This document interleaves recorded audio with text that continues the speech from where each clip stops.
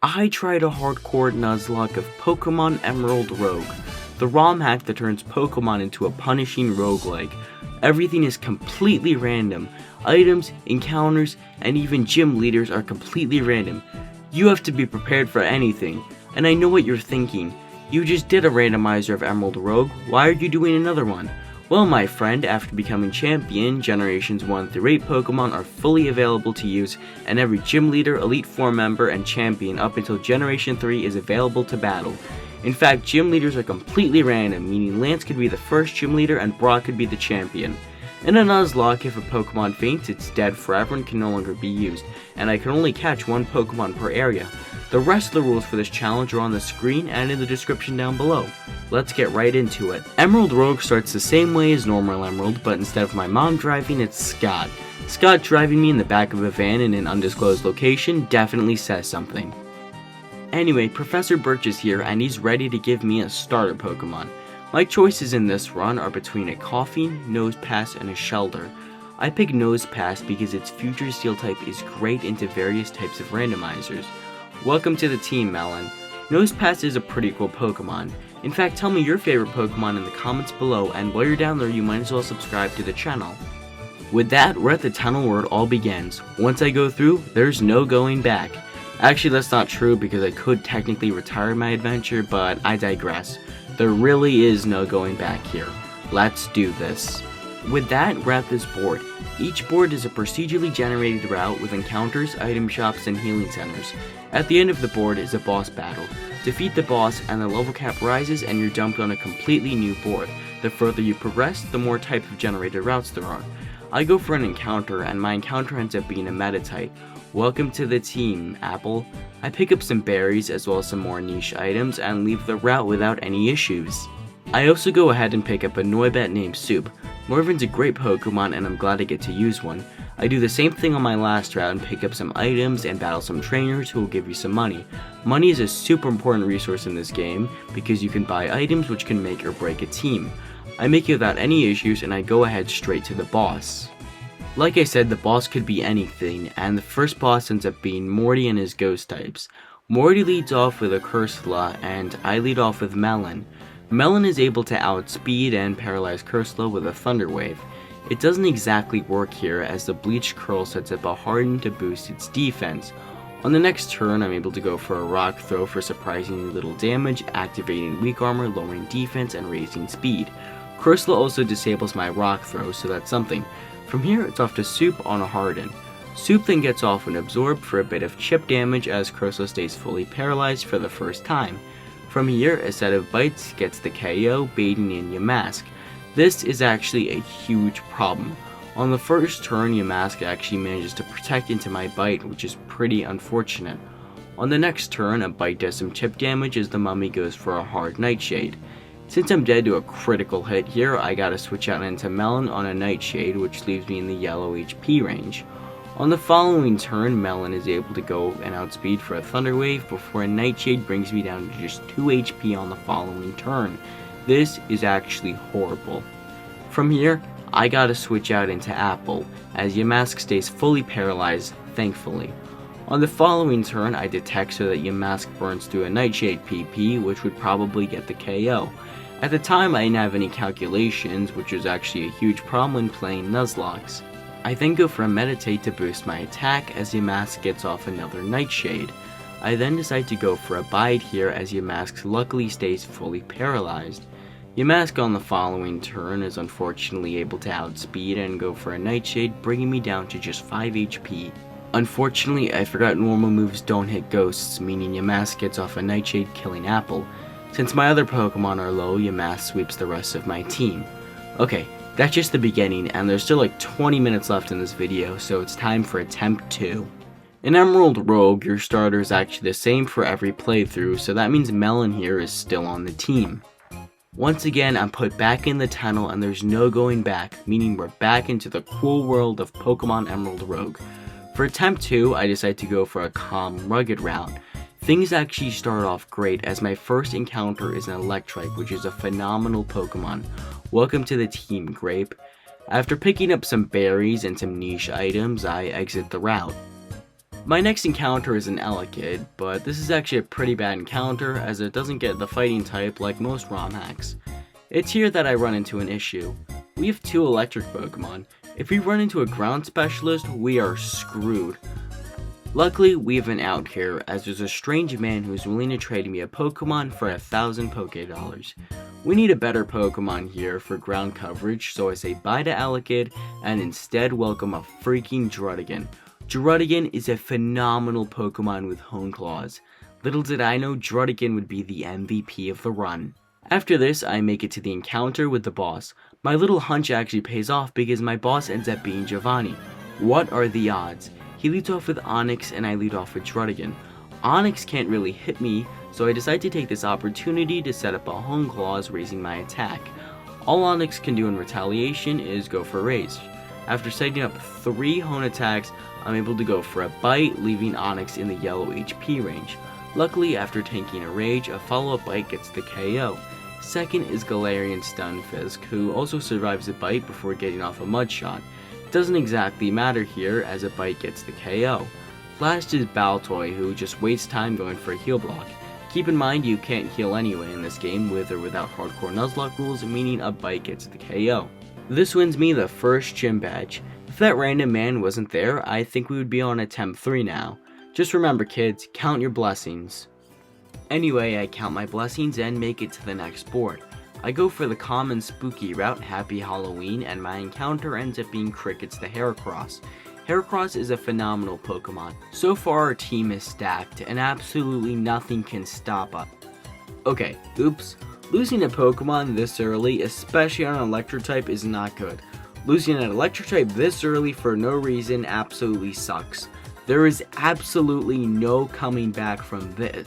Oh well, that's a shiny, and since I use shiny claws, I can just replace the normal Heracross for the shiny. That's definitely some RNG whiplash here, and I'm not even sad about grapes anymore. I also catch a Dratini named Noodle who will be a great Pokemon later. I also encounter a new type of board called a game show. Basically I have 2 choices, a good choice and a bad choice. I start out great because my Druddigon gets boosted stats. I then pick the bad one as I just drop $1,000 for no apparent reason. On round 3, you guessed it, I drop $100. And then on round 4, all of my Pokemon end up getting paralyzed, which is pretty annoying. This is actually horrible because I have to use all of my cherry berries. I definitely took the L on that one. But I don't have time to worry because it's time to take Braindead Bruno on for badge number 2. He leads off with Onix and I lead off with Crickets, the shiny Heracross. Crickets isn't good to Onix because he has no fighting moves, meaning I gotta switch out into Druddigon on a Rock Polish. On the next turn, Onix hits a Smackdown as I set up a Hone Claws. After taking a Smackdown on the following turn, a Crunch leaves the Rock Snake in the yellow HP range. After taking a final Smackdown, a Crunch picks the kill up. Second is Hariyama. I decide to go for a Dragon Rage for exactly 40 HP before Hariyama goes for a Whirlwind. This brings out Noodle. Noodle may be strong later, but the problem is he's pretty weak right now. Luckily on the following turn, Noodle is able to outspeed and go for a Thunder Wave to paralyze Jazz Hands before a Vital Throw brings him down to just 1 HP. That was close. Luckily I'm able to switch out into Cricket as Hariyama stays fully paralyzed. An Aerial Ace leaves Hariyama in the red as he once again stays paralyzed.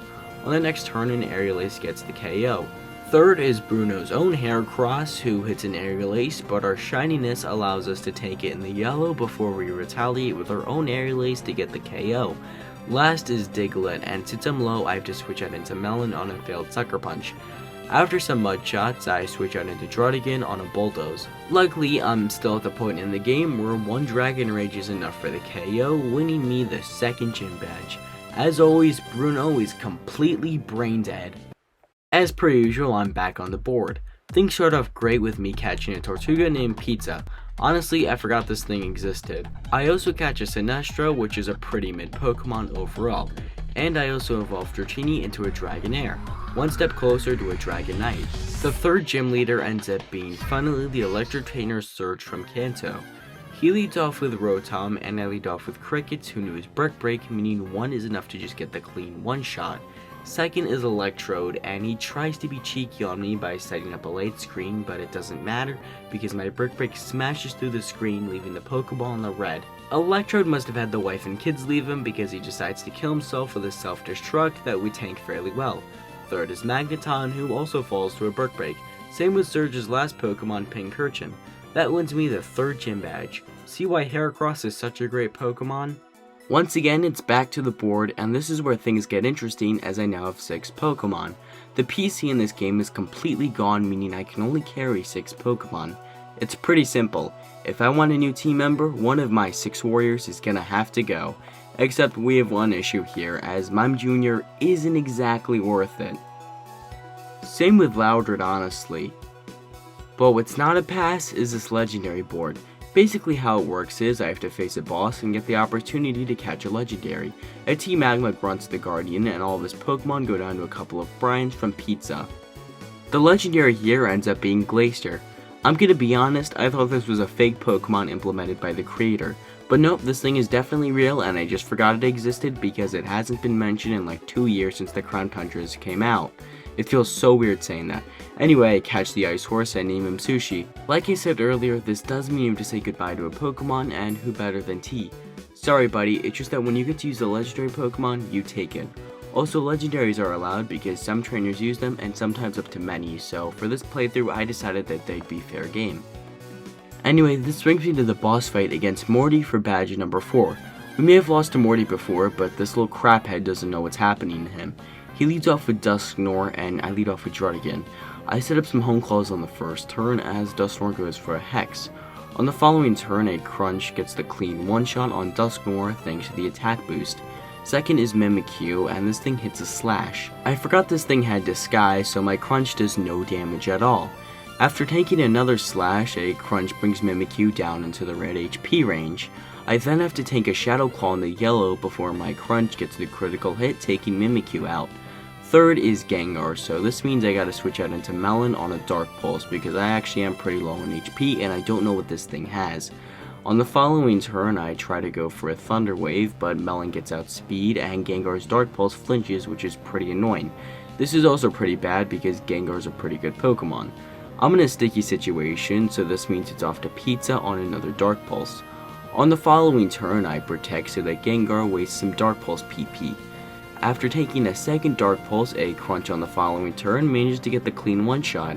There are no calcs in this game, so I was actually pretty surprised, and I thought I'd have to sacrifice a Pokemon here. Fourth is Drifloon, and thanks to Gengar's Dark Pulse shenanigans, I gotta switch out into Sushi on a Shadow Ball because I'm on pretty low HP. On the following turn, Sushi has to tank another Shadow Ball before he's able to go for an Icicle Crash to get the clean one-shot. Morty only has one Pokemon left in the form of his Misdreavus. This thing just goes for a Spite before an Icicle Crash gets the clean KO, winning me the 4th gym badge. Suck it, Morty. Jokes aside, that could have gone way worse if Gengar had gotten a couple of flinches, but he didn't, and let's just count our blessings. Once again, it's back to the board. My first encounter here is a Dunsparce, and no matter how you shake it, this thing is definitely a solid pass. Same with this Tangela. Honestly, all of these encounters have been pretty mid so far, but that's just Emerald Rogue. Tangela wouldn't have done well into the Ice Trainer Glacia anyway. Glacia leads off with her Jinx, and I lead off with Crickets. This thing's Psychic type means I gotta switch out into Druddigon, who tanks an Avalanche. On the following turn, I'm just able to go for a Crunch to get the clean one-shot, thankfully. Second is Lapras, and this means I gotta switch out into Pizza, as Lapras just goes for a Safeguard. On the following turn, I just decide to protect to scout out what Lapras is going to be going for. It's a Brine. Lapras then proceeds to miss a Hydro Pump before I'm able to go for an Ancient Power, doing around a third of its HP. A few more crunches later, and Lapras falls. Third is Mamoswine, and this thing manages to outspeed to hit an Earthquake, which just takes Pizza out, marking our 2nd death of the run. Oops. This is bad. Really bad. At the very least, I'm able to send in Crickets to hit a massive Brick Break before tanking an Earthquake. Thankfully, the Earthquake doesn't do that much damage, meaning on the following turn, I'm able to go for another Brick Break to get the KO. Glacia's next Pokemon is a Glalie, and this thing just falls to 1 Brick Break. Her last Pokemon is a Weavile, and this thing manages to outspeed and hit a Night Slash before falling to a Brick Break. That wins me the 5th gym badge, but it doesn't feel good to lose a Pokemon, especially a water type. On the bright side, things aren't too shabby, as another board means some more encounters. Unfortunately, the first is a pretty useless item shop, and I don't end up buying anything. However, the second ends up being an encounter. My encounter here ends up actually being a Gastrodon. Gastrodon has a much needed ground type, making it a great Pokemon. Welcome to the team, Tuna. Alright guys, hear me out. It's another trade, and this guy was such a psychic, he saved us last time, so why wouldn't he do it again this time? What if we just trade away Tuna for an Espeon, which is a pretty phenomenal Pokemon overall? And that's gonna matter, because it's time to take on Lance, who's normally a champion, but got demoted to a gym leader. Lance leads off with his Haxorus, and I lead off with Sushi, a lucky pick. Haxorus on the first turn outspeeds to set up a Swords Dance before I'm able to go for an Icicle Crash to get the clean one-shot. Second is Komodo, who also tries to set up on me with a Swords Dance before I'm able to go for an Icicle Crash to get the clean one-shot. This is pretty good, as Komodo is a pretty scary Pokemon with its Steel type. Third is Salamence, and this thing has Flamethrower, which is a bit of an issue. The Flamethrower hits me for around half of its HP before I'm able to go for an Icicle Crash to get the clean one-shot once again. Man, Dragon Pokemon are not good to Ice Cubes. Fourth is Duraludon, and this thing manages to outspeed and hit a super effective Flash Cannon, bringing me down to just 18 HP. Luckily, I survive. And then my Icicle Crash manages to get the critical hit, taking Duraludon out. Fifth is Goodra, and since I'm at low HP, I gotta switch out. I decide to switch out into Melon on an Outrage. Goodra then hits another Outrage, bringing me down to just 13 HP before I get off a Thunder Wave. This is actually super good because with Outrage this thing is super powerful. Goodra also becomes confused due to fatigue. From here I switch out into Druddigon, but Goodra somehow manages to connect with an Outrage, bringing me down to just 29 HP. From here it's off to Espeon as Goodra stays fully paralyzed. Espeon then gets off a Psychic for around half before an Outrage leaves him deep in the red HP range. I know what I have to do. Espeon fires off a final Psychic, leaving Goodra in the red HP range before falling to an Outrage. RIP, buddy. It's up to Noodle now. Noodle's evolved into a fully powerful Dragonite, and thanks to being fully paralyzed, one wing attack is enough for the clean one-shot, winning me the battle. But losing Espeon, a Pokemon I just found, sucks, especially after losing Pizza, but all I can do is carry on. Once again, it's back to the board. This one is looking promising with some cool item shops and some potential encounters. Unfortunately, like most things, it doesn't work out, and my first encounter I roll ends up being a Vivillon, which is useless at this point in the game. I don't even waste my Pokeballs. But then in the desert lies another encounter, Turtonator. Turtonator's fire type is much needed. Its overall stats make it a pretty good Pokemon. I catch him and name him Tur. I wanted to name him Turtle Soup, but I accidentally pressed yes on the nickname screen. Unfortunately, Spectre gets poisoned. I have no berries or heals, so I have to get lucky by finding a tree, or I can say goodbye to my legendary. Luckily, I find some berries, so I can restore Spectre's health. That was close. Luckily, I make it through without any other issues. And then it's here that we get to a new type of encounter. This grass patch will always contain a strong Pokemon. This could be a potential out that I need. The strong Pokemon in this case is an Umbreon. Unfortunately, my team has great synergy, so we won't be picking this guy up. This means we're off to fight Blaine for badge number 7, which is pretty fitting. He leads off with Pyroar, and I lead off with Druddigon. Pyroar goes for an Incinerate as I set up some Hone Claws. Pyroar then goes off for another Incinerate for a smidge as I once again set up some more Hone Claws. Pyroar then gets off a nasty Hyper Voice before I'm able to go for a Dragon Claw for the clean kill. Second is Delphox, and this thing manages to outspeed to set up the Sun, which is pretty bad. At the very least, I'm able to go for a Dragon Claw to get the clean kill. Third is Darmanitan, and just goes for a Taunt, which is also pretty bad as well. At the very least, once again, I'm able to go for a Dragon Claw for the clean one-shot. Fourth is Cinderace, who we luckily managed to outspeed and just get the KO with the Dragon Claw. Fifth is Ninetales, and like with all other Ninetales, this thing has Confuse Ray, which it managed to outspeed and connect with. Against all odds, I break through and I hit a Dragon Claw for the clean one-shot. Last is Arcanine, and this thing is a bit of an issue since I'm at low HP. I start out by switching out into Noodle on a Fire Fang. On the following turn, Arcanine hits an extreme speed for some decent damage before I'm able to go for a Thunder Wave to paralyze the puppy. I then set up a Dragon Dance on the following turn to boost my attack and my speed stats before I'm able to tank another Fire Fang. Thankfully, they're not doing too much damage. I then retaliate with a Wing Attack, which leaves Arcanine in the yellow HP range before he gets off a Fire Fang, burning me. Somehow Arcanine doesn't kill his next extreme speed before I get the KO with the Wing Attack. Against all odds, Dragonite doesn't die because the battle is over. He lives. I thought I was invincible at this point in the game. Little did I know how wrong the next few battles would go. I'm back on the board, and it's time for some more encounters. First, my encounter ends up being a Pyroar, which is a pretty easy pass. Unfortunately, things go horribly wrong against this trainer's Stinjorner. Unfortunately, my Druddigon low rolls his Dragon Claw, meaning he's allowed to be killed by a Stone Edge. This is absolutely horrible. Druddigon was a great setup sweeper, and losing him was absolutely devastating. Little did I know this would be the beginning of the end. Druddigon was easily my best team member. Luckily, I make it through without any issues, and I get to encounter another legendary board. The issue is that it's hailing, meaning another ice legendary. I can't risk my Pokemon against a powerful trainer for just a type overlap, so unfortunately I have to leave empty-handed. But hey, at least there's a silver lining here, as in a Mart rest stop I can find the much needed Thunderstone to evolve Melon into a Probopass. Probopass's Steel type is much needed to face off against Koga for Badge number 8. Without Druddigon, things are not looking good. Koga leads off with his Toxicroak and I lead off with Melon. Koga switches into Victreebel, who tanks the Power Gem.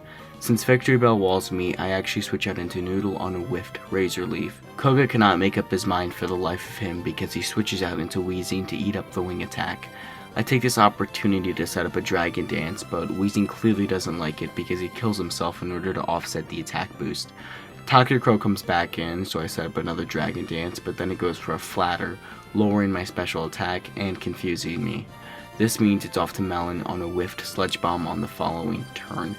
Koga then proceeds to go ahead and switch out again. This means it's back to Victreebel to eat up their Power Gem once again. On the following turn, I tank a Razor Leaf before I'm able to go for the Power Gem to get the KO. Third is Amogus, so I stay in to get off a Thunder Wave, which actually manages to get the full paralysis. From here, it's off to Tur on a Spore. Amogus hits some clear smogs before I eventually wake up and get the KO with an Overheat. Toxicroak then comes back in, and this thing just goes for a Flatter to lower my special attack even further, and it gets the Confusion. Of course, I hit myself in Confusion. Realizing I'm probably going to keep hitting myself, I switch out into Noodle on a Sludge Bomb, but of course poisons. Luckily, on the following turn, an Outrage manages to get the clean one-shot. Fifth is Scolipede, and thanks to Rock Climb, Outrage, Confusing, and the poison damage, Dragonite falls. This is bad. I just lost my most powerful Pokemon. At least Crickets comes in to take the upcoming Rock Climb before he's able to go for a Chip Away, doing around a third of its HP. And then Scolipede misses a Rock Climb on the following turn before an Aerial Ace leaves it deep in the red. Scolipede has the last laugh because the Rock Climb crits before an Aerial Ace kills. Last is Roserade, and Crickets outspeeds to leave it in the red with an Aerial Ace before tanking a Mega Drain. Luckily, a final Aerial Ace finishes the fight. This is bad. A few minutes ago, I felt like I was on top of the world. Now, I feel horrible. 2 powerful encounters, gone just like that. 5 deaths.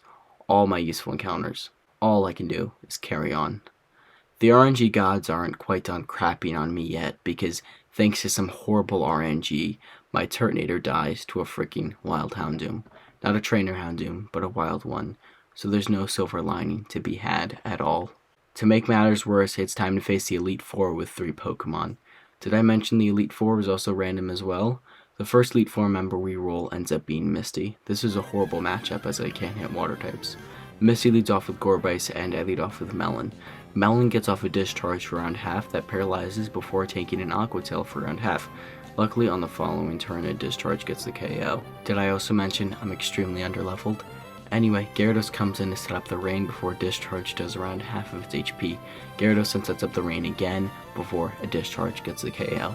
Third is Quillfish, who outspeeds and hits a Hydro Pump, leaving me in the red before a Discharge also leaves in the red. This means I gotta switch out into Sushi on a Hydro Pump. Quillfish then luckily misses a Hydro Pump, allowing Sushi to pick up the KO with a takedown. Fourth is Urshifu tries to stab some focus punches before I'm able to go for a couple of takedowns to get the KO. Fifth is Camerupt, who just outspeeds to hit a drill peck as I whiff a takedown. After taking a thrash on 13 HP, I pick up the KO. Misty's last Pokemon is a Slowbro. I know what must happen. Melon comes in on the Psychic, and then gets off the discharge, getting the lucky paralysis before falling down to another Psychic. RIP, buddy. Crickets comes in and hits the Brick Break as Slowbro stays paralyzed. Crickets then hits a critical hit Karate Chop to take out Slowbro, winning me the battle. But I only have 2 more Pokemon left and my starter is dead. This game has crushed me. This game is more than a ROM hack. It's life. 1 second, you have everything. A car, a family, a nice house. The next, you have nothing. Everything that you love can be taken, and that's what happened to me. Like I said, I have no choice but to carry on. But there might be an out. There's a trainer right here, and if I win, I can keep one of his Pokemon. Unfortunately, without any routes, it looks like my only play. Sometimes in life, when we're at our lowest, we will turn to anybody. I turn to Wally. I'm counting on Wally to be stupid. Wally leads off with his Metagross, and I lead off with Crickets, who is a Brick Break as he just sets up a couple of Iron defenses. Metagross then goes for some more attacks before I'm able to pick up the KO with a Brick Break. Second is Explouder, but it's weak enough that a single Brick Break gets the KO. But then, his third Pokemon is a Reuniclus, and my brain turns off because I had a weak Brick Break before being killed by a Psychic. RIP. It's all up to Sushi. They come in and get the KO on Reuniclus with an Icicle Crash. My heart drops as Ultra Necrozma comes in. It goes for an Iron defense, negating my Icicle Crash. Necrozma then gets off some more Iron defenses as my Icicle Crash misses. On the following turn, I then have to take a Paramastic Laser for around half HP as my Icicle Crash leaves in the yellow. I could have gotten off another attack, but I miss an Icicle Crash on the recharge. This means I have to tank another Laser. On the following turn, Necrozma just taunts me. I'm not sure what to do, but then he decides to put me out of my misery with a final Laser, ending the run. Sometimes in life, you're so desperate to turn to anybody, and they may screw you over. Don't worry. It's not about how many times you fall in life, but about how many times you get up. I will be back. If you want something bad enough, you find a way to make it happen. Subscribe for part 2.